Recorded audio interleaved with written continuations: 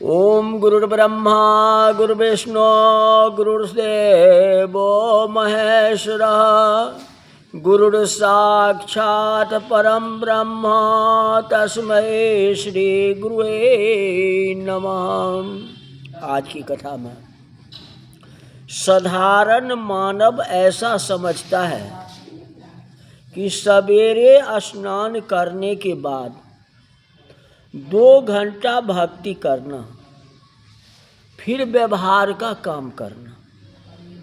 संत ऐसा मानते हैं कि सर्वकाल भक्ति करना, ईश्वर से विभक्त नहीं होना। भक्ति उसी को कहते हैं जो भगवान में तन में लगा रहता है। संतों का व्यवहार भक्ति में है।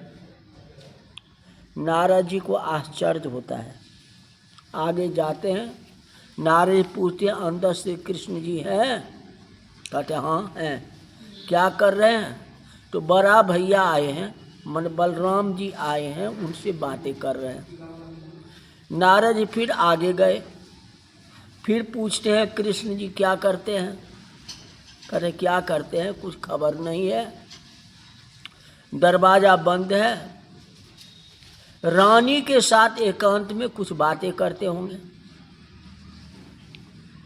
गृहस्थ धर्म समझाया है जो प्रत्येक राजमहल में श्री कृष्ण जी विराजमान है। नारद जी चलते चलते थक गए। नारद जी ने विचार किया कि अंदर जाऊं तो थोड़ा आराम मिलेगा। अब नारद जी अंदर प्रवेश करते हैं। भगवान विराजमान है। भगवान खड़े हुए, स्वागतम स्वागतम, बहुत दिनों के बाद आप आए हैं, आपकी बहुत कृपा हुई, हमारे यहाँ आप आए हैं। भगवान जानते हैं कि 6-7 घंटे से ये घूम रहा है और बाहर से पूछता है कि अंदर है या नहीं, और मुझे कह रहा है कि अभी आया हूँ।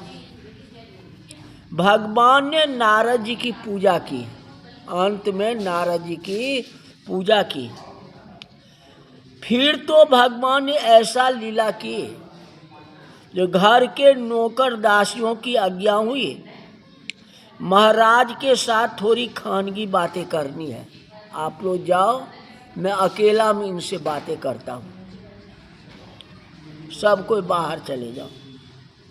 सभी को भगवान बाहर निकाल दिए और अंदर से दरवाजा बंद कर लिया।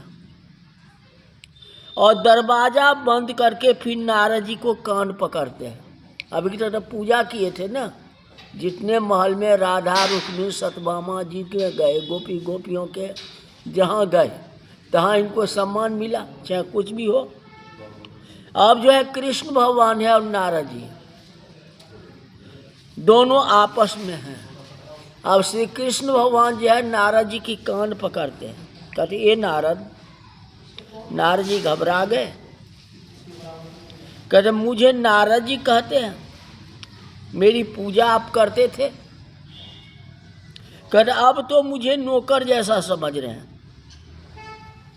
भगवान बोले कि ये नारद, अरे तुम आते हो तो मैं खड़ा होता हूँ, तुम्हारी पूजा करता हूँ, ये तो मैं जगत को शिक्षा देता हूँ।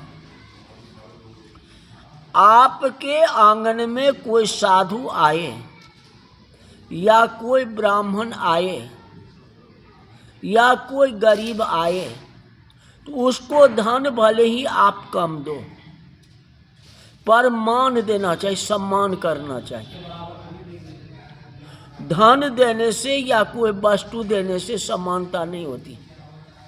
मेन जो है आदर होता है, स्वागत होनी चाहिए। क्योंकि मान देने से आपका कोई चीज घट नहीं जाएगी। हाथ जोड़े, किसी को अनादर नहीं करनी चाहिए। जो आया है वह भगवान स्वरूप है। ऐसा समझ करके हाथ जोड़ना चाहिए। भगवान श्री कृष्ण ने संसार को यही शिक्षा दिया। ये जब हम भक्त का सम्मान करते हैं तो भक्त का क्या फर्ज बनता है, भक्त भी किसी का सम्मान करे। इसीलिए नारद जी की पूजा की है। कौन? श्री कृष्ण भगवान। कि तुम मुझसे बड़े नहीं हो, तुम्हारा मेरा एक खानगी संबंध है, तुम भूल गए हो। नारद जी ने कहा कि आपका और मेरा कोई खानगी संबंध क्या है, ये बताओ। कहते हाँ, खानगी संबंध है, तुम भूल गए हो। कहते आपका और मेरा कोई खानगी संबंध मुझे याद आ ही नहीं रहा है। नारद जी भगवान से पूछा है, तुम किसके बेटे हो, ये बताओ। तो नारद जी हाथ जोड़ के कहे जी मैं ब्रह्मा जी का पिता, ब्रह्मा जी मेरे पिता हैं, उनका बेटा हूँ। तो भगवान ने नारद जी को कान पकड़ा और कहा कि नारद, तुम्हें अकल नहीं है, तुम्हारा जो पिता है मेरा वह बेटा लगता है, तो मैं तुम्हारा दादा हूं ना, तो मेरा वैभव देख करके तुम्हें प्रसन्न होना चाहिए ना। ये दादाजी का वैभव है, दादाजी का धन है। आज मेरे घर में आप कलह लगाने के लिए आए हो, दादाजी के घर में लड़ने के लिए, लड़ाई करने के लिए आए हो। हाँ, आपस में लड़ाना चाहते हो। अंतर्जामी सब कुछ जानते हैं। नारद जी साष्टांग प्रणाम किए। भगवान श्री कृष्ण अंतर्जामी है ही। एक अध्याय में श्री कृष्ण की दिनचर्या बताई है। आप भी भगवान जैसे दिनचर्या बनाए। समय का नाश सर्वस्व नाश है। समय को सोना से भी कीमती समझे। एक क्षण भी व्यर्थ नहीं जाना चाहिए। कोई श्रीमान भगवान को ऐसा कहे कि 1 दिवस का मेरा आयु बढ़ाओ, मैं 1 लाख रुपया आपको दूंगा, तो भगवान सब कुछ देने में उदार है, समय भी देने में उदार है। और जिसके लिए जो समय नक्की हुआ है उसी समय में मरना पड़ता है। समय को सोना से भी कीमती मानना। भगवान जैसी दिनचर्या बनाए। भागवत में ऐसा लिखा है कि 16,000 रानियों की स्वामी श्री कृष्ण है। कभी ऐसा हुआ नहीं है। प्रातः काल के 4 बजे हैं और भगवान सैया में है। रात्रि में 3:30 बजते हैं, ब्रह्म मुहूर्त का आरंभ होता है। ब्रह्म मुहूर्त में भगवान आसन में बैठ जाते हैं। रात्रि में जल्दी सो जाओ, प्रातः काल में जल्दी उठना। कितने लोग रात्रि के राजा होते हैं। रात्रि में 10-11 बजे तक बातें करते हैं। ये आदत जो है बड़ी खराब है। शास्त्रों में ऐसा लिखा है कि रात्रि में 10 बजे के बाद राक्षस लोग जागते हैं। 10 बजे से पहले ही खाना खा लो और सो जाओ, और सुबह 4 बजे तड़के उठ जाओ। नियम जो है ये बनता है, 10 बजे सो जाओ और 4 बजे उठ जाओ, अपने आप नींद खुल जाएगी। अब ब्रह्म मुहूर्त में उठ करके भगवान का भजन करो, क्यों नहीं होगा? नींद आएगी ही नहीं, यही बात है। अब सोओगे 12-1 बजे रात में, तो आप 4 बजे कैसे उठोगे? होगा? ये संभव है? नहीं हो सकता। कहते मुझे ऐसा लगता है कि यहाँ तो सब ऋषि आकर के बैठे हैं, यहाँ कोई राक्षस आया ही नहीं। जो 10 बजे के बाद जगता है और 4 बजे के बाद सोता है उसको तो राक्षस कहा जाता है, नियम नहीं बनता। श्री कृष्ण परमात्मा है। ब्रह्म मुहूर्त उत्थाय, ब्रह्म मुहूर्त में उठते हैं, पवित्र आसन पर बैठते हैं, ध्यान करते हैं। संसार में रहने से, संसार का चिंतन करने से मन बिगड़ता है। मन भगवान का ध्यान करे तो मन शुद्धि होता है। बहुत दान देने से बिगड़ा हुआ मन शुद्ध नहीं होता है। यज्ञ करने से बिगड़ा हुआ मन शुद्ध नहीं होता है, मन बिगड़ा है। संसार का ध्यान करने से, कहते मन जब भगवान का ध्यान करता है तब ये शुद्ध होता है।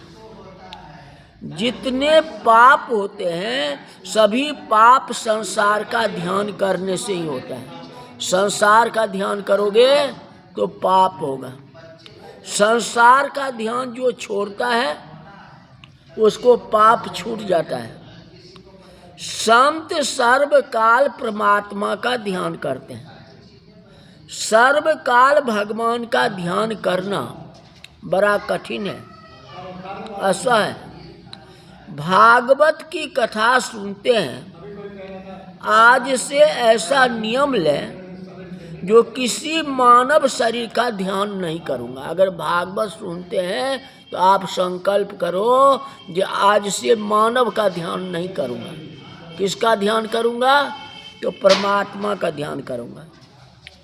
जिस शरीर में मल मूत्र भरा हुआ है उस शरीर का जो ध्यान करता है उसका मन बहुत बिगड़ जाता है। मल मूत्र से भरे हुए शरीर को सुंदर समझना बड़ा अज्ञान है। कदाचित भगवान का ध्यान न हो तो हर्ज नहीं है। किसी स्त्री का या किसी पुरुष का ध्यान कभी मत करना। तन का ध्यान करने से मन बिगड़ता है। तन का ध्यान करने से पाप होता है। जगत को भगवान शिक्षा देते हैं। प्रातः काल ध्यान करते हैं, मानसी सेवा करते हैं। प्रातः काल में संकल्प लो कि आज से मेरा नवीन जन्म हो और आज से मैंने पाप करना बंद कर दिया है कि नहीं। आज से मैं सतत भक्ति करूँगा। और संकल्प बहुत बड़ी शक्ति है। जागने के बाद जो प्रथम संकल्प किया जाता है, स्नान बाद जो प्रथम संकल्प किया जाता है, स्नान करने के बाद जो प्रथम संकल्प किया जाता है 12 वर्ष के बाद भी वह सफल होता है। क्योंकि आपने स्नान करके प्रातः काल में संकल्प लिए ना, आपकी सिद्धि प्राप्ति हो। आप जागने के बाद क्या विचार करते हैं? आजकल तो बहुत से लोग ऐसे हुए हैं, सैया में जागते हैं तो उनको चाय का स्मरण होता है। बहू चाय ले आओ, यही कहते हो ना। कितने लोग सैया में पड़े पड़े पूछते हैं चाय आ गई क्या?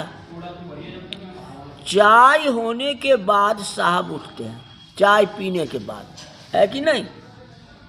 आप सब वैष्णव है, चाय भले ही पियो, चाय का गुलाम मत बनो जो बिना चाय पिए नहीं उठेंगे। गुलाम नहीं बनो। लोग जागने के बाद चाय का स्मरण करते हैं। अब जितना चाय का स्मरण करते हो उतना भगवान का स्मरण करो ना। भागवत की कथा सुनते हैं, जागने के बाद संकल्प करें कि आज से मैं भगवान का हो गया हूँ। मैंने भागवत की कथा सुनी है। जो भागवत की कथा सुनता है वह भगवान का हो जाता है। आज से मेरा नवीन जन्म हुआ। आज से मैंने पाप को छोड़ दिया। अब मैं सतत भक्ति करूँगा। प्रातः काल उठो, संकल्प लो, धरती माता को प्रणाम करो, हाथ का दर्शन करो। काराग्ने वस्ते लक्ष्मी, कर मध्य सरस्वती, कर मूले च गोविंद, प्रभाते कर दर्शनम। तो आज की कथा यही तक रही, और कथा कल बताएंगे। बोल वृंदावन बिहारी लाल की जय।